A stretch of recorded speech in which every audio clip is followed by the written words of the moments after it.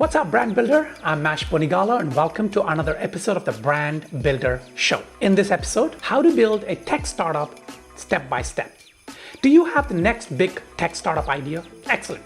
Without constant innovation, we would have stale software and a never-ending list of problems waiting to be tackled by someone someday. In this video, I'm going to share with you the steps necessary for turning your idea into an actual tech company. Of course, I can't tell you how to build your product or service, but I can tell you how to turn it into a business and, more importantly, into a brand. So let's get started. First, perform an industry analysis. Before you invest a lot of time and money into launching your tech startup, you'll first want to conduct an industry analysis to make sure you have a profitable business idea on your hands. During the industry analysis phase, you will do three things. Number one, determine if your company will fill a customer need versus a want. Number two, conduct a competitive analysis. And number three, put together buyer personas to determine your brand positioning. You'll determine if the product or service you have in mind for your startup will fill a customer need or want. If you can fill a customer need, you will likely be very successful for many years. A company that fills a need sees a big issue within an industry and fixes it. The product or service this type of company offers becomes a necessity versus a nice to have. MailChimp, a low-cost email marketing platform, fills a need for many companies who would otherwise have no way to sort of blast out targeted marketing messages to their email lists. Without a service like MailChimp, small businesses would have to use plain Gmail or Outlook to send mass emails, which is not only time consuming, but it doesn't also allow for much creativity when it comes to the look and feel, automation, and so on. So MailChimp also allows companies to track metrics for their email marketing, which is highly important for determining if your emails are effective or not. MailChimp fills a need for its users. Competitive analysis. The next step in your industry analysis is learning what the competitive landscape looks like. You want to determine the following things. Who are your direct competitors? What about indirect competitors? How much do your competitors charge for their products or services?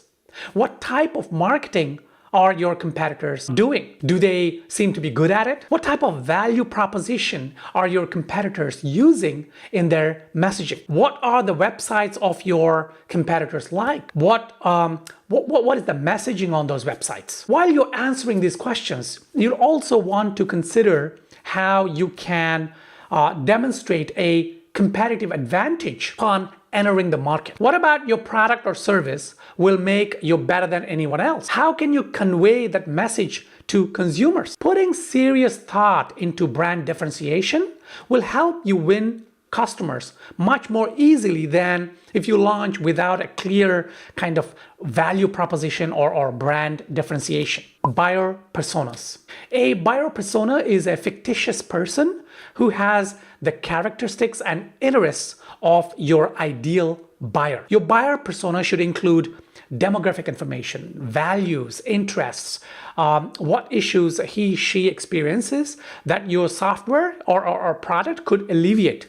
A day in the life storyline and more. The goal of writing out a persona is to help you identify exactly who your customer is, where your product fits into his or her day, and how you should sort of frame the proposition. If you're unable to write a detailed persona about your ideal customer, you do not yet know enough about your audience maybe, and you should do more research before moving on to the next step. Next, take care of the legal details. Once you have performed your industry analysis and are sure you have a product or service that will help many people, that it is needed, it's time to take care of the legal details that come along with launching a tech startup. During this phase, you will pick your brand name or service name or product name. you'll also incorporate your business. One of the most important steps that you will take early on in your business is choosing a company or brand name. You want something easy to remember and easy to spell, and also has a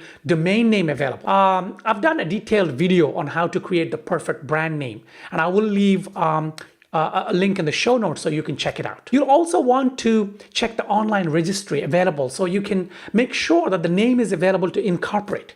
Now, each state may have a different rule regarding the way it handles taxes and other legalities. Many tech startups choose to incorporate in Delaware because of its friendly policies, but you should research which state is the best for you and your business. It may be your home state. When it comes down to incorporation, you will have a few options, but the most popular are C Corp, S Corp, or the Limited Liability Corp, that is the LLC. Now, the LLC and the S Corp allow you to file your business taxes along with your personal taxes and are very easy to set up. If you aren't planning to raise any money for your startup, you might go for the LLC or S Corp for simplicity's sake. I am not an attorney, and please do not consider this as legal advice. I would suggest that you take the proper advice from an attorney about the best way to incorporate your business in terms of taxing, in terms of the registry, in terms of legal obligations. What I'm saying here is just general knowledge that you can find online, and if you research companies like BizFilings and things like that. If you're planning to raise money for your startup, particularly in the form of venture capital, maybe then you want to incorporate as a C Corp. A C Corp allows you to distribute shares of stock between founders, investors, and employees. Next, create a brand identity. During the brand identity phase, you get to go on a fun and creative part, a journey of building a company. During this step, you'll be designing the following important brand assets: logo design, website, social media channels, print materials, explainer videos, and more. I mean, there's a whole bunch. But of course, your logo is the cornerstone piece to all of your branding assets. It will set the look and feel, the typography and color scheme for your website, for your marketing, for your social media, future advertising, and more. The logo plays a critical role in conveying your company's value to your audience. The color scheme you use for your logo will also convey an emotional message to your future consumers. Keep in mind when selecting colors for your logo that you will likely need to use these same colors for your website. And you also need to use the same or complementary colors for your social media channels and more. So you got to be careful when you choose colors for your logo. I actually did a video on the importance of color for your branding, I think a couple of weeks back. I will leave a link in the show notes so you can check it out. Now, of course, you can elect to design your logo or website by yourself, or you can invest in a professional agency to help you set the tone for the future of your business. Just keep in mind that once you launch your business, it'll be very difficult and costly to rebrand and then get a new logo and color scheme. So it really pays to get it right the first time round. Next, website planning. Once you have selected your name and started the incorporation process and got your logo design and brand identity done, then you need to start planning your website. As a tech startup, your website will be your kind of home base. It'll be where most people will learn about your product or service, your team, and maybe even sign up to your services or purchase your product. While conducting the competitive analysis, and hopefully you notice that what type of pages your competitors have on their site.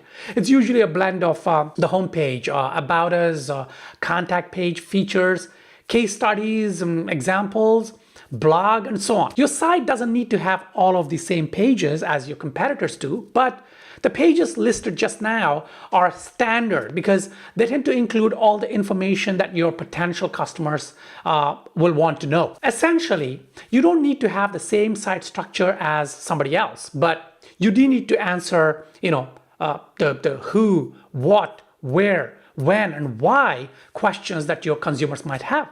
So during this phase, you just need to create a basic site outline that includes which pages you will have on the website. Put together a marketing plan. Once you're incorporated and you have a website ready to go, it's time to start directing traffic to the website to sign up alpha and beta testers for your product or service.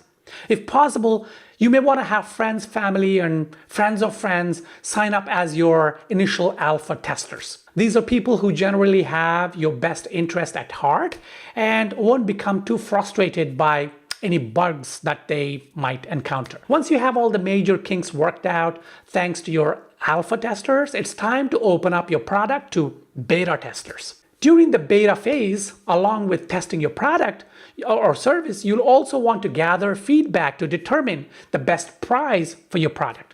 Remember that the best price is not the price that is cheaper than your competitors, but rather the price, the highest price that a consumer is willing to pay for your product or service. Sometimes pricing yourself lower than the competition can be good, but maybe at other times it can lead to consumers to view your product or service as inferior. The best thing to do is to use your beta phase to find out what people are willing to pay and set your price accordingly.